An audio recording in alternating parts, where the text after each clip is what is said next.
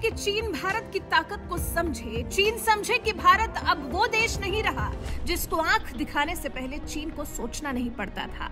भारत अब वो देश नहीं रहा जो चीन की धमकियों से डर जाता था। वो देश नहीं रहा जिसका नेतृत्व करने वाले लोग डरे सहमे चीन की हाँ में हाँ मिलाते थे। बल्कि अब भारत एक समर्थ देश है और दुनिया की सबसे बड़ी अर्थव्यवस्थाओं में गिना जाता है। अब चीन के लिए भारत को हिलाना या भारत को हराना आसान नहीं रहा, नामुमकिन हो गया है। और चीन ये बात जितनी जल्दी समझ ले उतना उसके लिए बेहतर होगा, क्योंकि दिन बीतने के साथ ही चीन को ये समझने में और ज्यादा ही तकलीफ होने वाली है कि दिन ब दिन भारत की ताकत बढ़ती रहने वाली है। अब भारत के आगे चीन की ये नासमझी ही कहेंगे कि वो भारत को बार बार अपनी छोटी छोटी हरकतों से परेशान करने की कोशिश करता है। जैसे चीन ने 2008 के मुंबई हमलों की साजिश रचने के आरोपी साजिद मीर को ही ग्लोबल आतंकी घोषित करने से रुकवा दिया। ये चीन की सरासर नासमझी ही तो मानी जाएगी। ये चीन ने सिर्फ इसलिए किया है क्योंकि साजिद मीर भारत में हमलों का आरोपी है। निश्चित तौर पर फिर ये चीन के फेवर की ही तो बात होगी ना। चीन रहा भारत का दुश्मन और पाकिस्तान का सहयोगी। दरअसल अमेरिका के सहयोग से भारत ने साजिद मीर को ब्लैकलिस्ट करने की योजना तैयार की थी।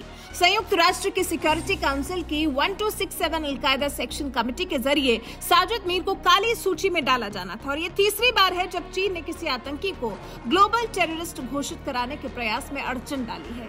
मतलब साफ है कि पाकिस्तान की तरह चीन भी आतंकियों का समर्थक ही है, आतंकियों का हितैषी ही है। संयुक्त राष्ट्र में चीन अब्दुल रहमान के साथ साथ जैश ए मोहम्मद के चीफ मसूद अजहर के भाई अब्दुल रऊफ अजहर को वैश्विक आतंकी घोषित कराने के अमेरिका और भारत के प्रयास में रोड़ा बन चुका है।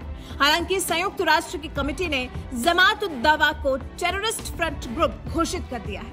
ये लश्कर ए तैयबा की राजनीतिक शाखा मानी जाती है।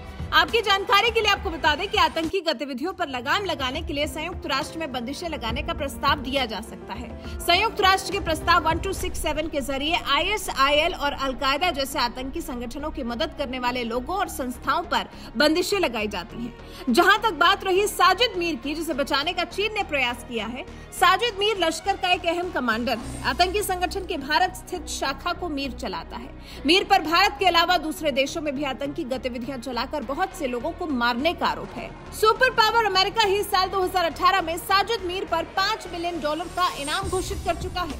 FBI ने साल 2019 में साजिद मीर को मोस्ट वांटेड आतंकियों की लिस्ट में डाला था। अमेरिका की एक कोर्ट तो 22 अप्रैल 2022 को साजिद मीर के खिलाफ अरेस्ट वारंट भी जारी कर चुकी है। अगस्त 2012 में मीर को स्पेशली डेजिग्नेटेड ग्लोबल टेररिस्ट की लिस्ट में डाला गया था।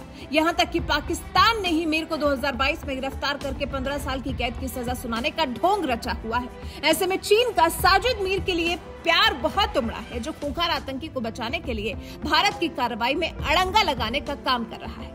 कौन है साजिद मीर? साजिद मीर एक ऐसा आतंकी है जिसका नाम कई घटनाओं में आ चुका है। साजिद मीर पर अमेरिका के FBI ने $5 मिलियन का इनाम रखा है। अमेरिका और भारत जैसे देश इस आतंकी को पिछले 1 दशक से खोज रहे हैं, जो कि संयुक्त राष्ट्र में प्रतिबंधित आतंकी संगठन लश्कर ए तैयबा से जुड़ा हुआ है।